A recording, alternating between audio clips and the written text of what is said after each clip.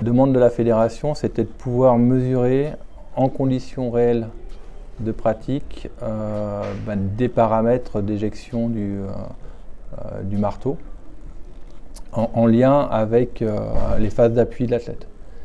Donc ça donne des informations qui sont hyper importantes. On a développé là, une autre technique de reconnaissance sans marqueur à l'aide d'intelligence artificielle pour reconnaître le marteau au cours du mouvement. Et on a 4 petites caméras GoPro qui sont mises à même la cage où on peut mesurer, reconstruire ce mouvement en situation d'entraînement mais aussi en situation de compétition. Et donc on a mesuré plusieurs compétitions, ce qui nous permet d'avoir des lanceurs de niveau national au très haut niveau international, c'est-à-dire à plus de 80 mètres pour les garçons et autour de 75 mètres pour les filles.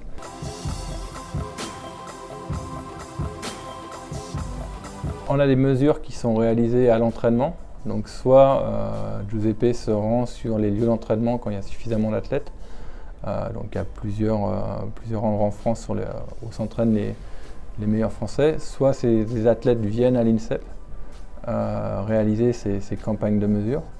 Donc c'est des athlètes français et, par rapport aux premières publications que l'on a fait, on a été sollicité par des athlètes néerlandais ou hongrois pour pouvoir participer à ces protocoles. Et Giuseppe aussi a fait des campagnes de mesure en compétition au niveau national sur les championnats de France et sur des meetings internationaux. Donc ça doit faire 5 meetings, quelque chose comme ça. Donc et de mois en mois, en fait, on agrège de nouvelles données.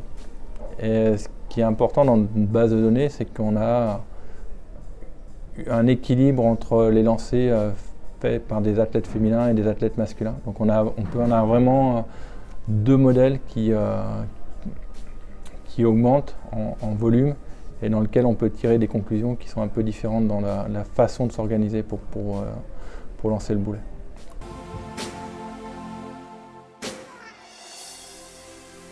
Ça nous permet d'avoir un modèle de performance sur le lancer en fonction du sexe, hommes et femmes. Donc le maximum pour les filles, le poids du marteau est de 4 kg et de 7 kg pour les garçons, et ils lancent à la même vitesse d'éjection, autour de 28 mètres par seconde. Donc ça nous permet d'avoir réellement un modèle de performance et de voir comment, au cours de l'évolution de la performance, les paramètres les plus importants qui peuvent être différents sur un lancer de niveau national et un lancer de niveau international. Et des différences significatives entre les garçons et les filles. Ils ne s'organisent pas de la même façon.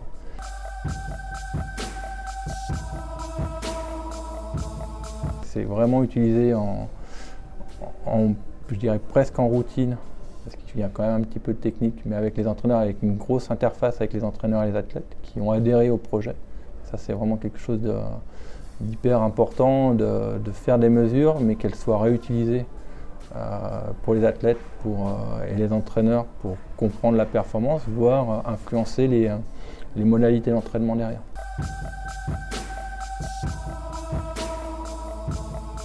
On passe sur des modèles énergétiques pour savoir comment l'énergie totale du système est générée et qui la génère, à quel moment sur les phases pour qu'il y ait le moins de pertes possible.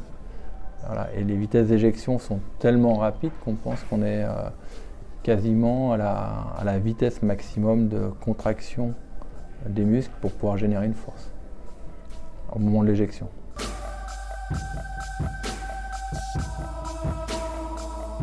Quand on fait des mesures en laboratoire, finalement, on est sur des conditions particulières avec beaucoup de préparation, on contrôle beaucoup de variables.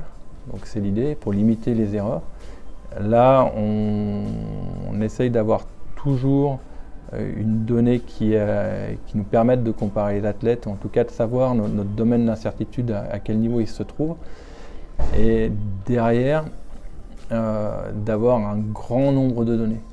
Et ce grand nombre de données nous permettent de tirer des tendances qu'on n'aurait pas pu avoir sur des petits échantillons.